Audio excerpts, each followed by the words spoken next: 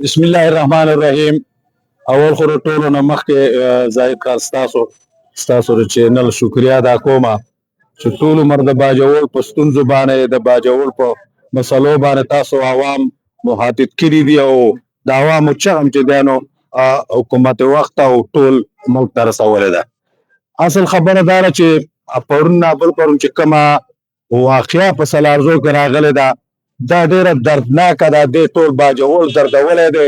د هر سړي په زړه کې یو خفګان دی ځکه چې څلور چرګان هم څوک په یو ځل باندې حلال کي او داسې په میدان باندې پراته وي نو سړي ته ډېر زیات په حیثیت مسلمان په حیثیت یو ورور یو پښتون ډېر زیات سړي ته یو افغان رسیږي. خو ډېره د افسوس خبره دا ده چې حوصلې میلاویږي د مشرانو نه. زمونږ په باجوړ کې چې کوم مشران دي دلته ایم این اے شته، دلته ایم پی اے شته، دلته ناظمین شته دی.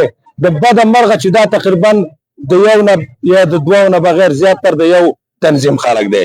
د هغه خلکو د حوصله افزایي دپاره د هغه خلکو د هغه خفګان او د درد او د غم کمولو دپاره هېڅوک ورنه رالو چې د هغو په سر لاس کېږدي، هغو ته وایي چې یاره موږ ستاسو په دې غم کې په دې خفګان کې شریک یي. هغه نور هر څه خو لا پرېږده، هغه تش حوصله افزایي دپاره مو ورنه رالو.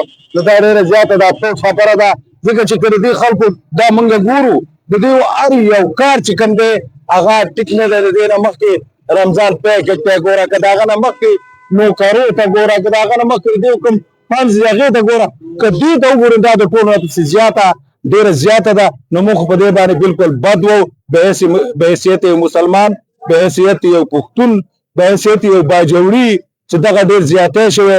موږ ټول خام چې کوم دی د دغو سره په دغه غم او په دغه خفګان کې برابر شریکي او د افغان د حکومت د دې بېلګامه ډزو او د دې موږ مخالفت هم کوو ځکه چې دا اوس هم په پاکستان کې د لکونو په تعداد کې دی دلته ناست دي او دوی دونه خیال نه کوي چې تا دلته خورې، دلته څکې، دلته په امن کې او تا زموږ شهریان په بېدردۍ سره شهیدان کړو، قتل هم کړو. نو موږ د هغې مزاحمت هم کوو، بد هم پرې وو او د دې خلکو نه هم ګیله کوو چې تاسو به اخر د دې خلکو لپاره څه کوئ چې یو کار تاسو نشئ کولی.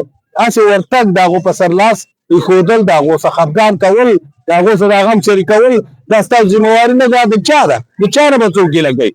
یاره زما خیال دی په کار خو دا وه چې دې له وزیر اعلی صاحب هم راغلی وی، دې له نور منسټران هم راغلي وی ځکه چې دا وړه واقعه نه ده.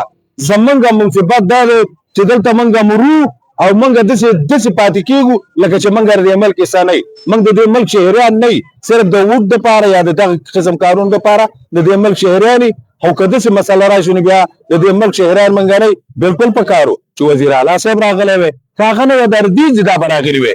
یو قسم را نه لرم زما په خیال باندې چې ټول باجوړ په دې شي باندې خفه دی. د هر سړي نه چې زه اورم نو هغه هم دغه خبره کوي چې نه وزیر اعلی راغی، نه مطلب دا دی بل منسټر راغی او نه هغه دلته چې د چا ذمهواري ده نه هغه راغله.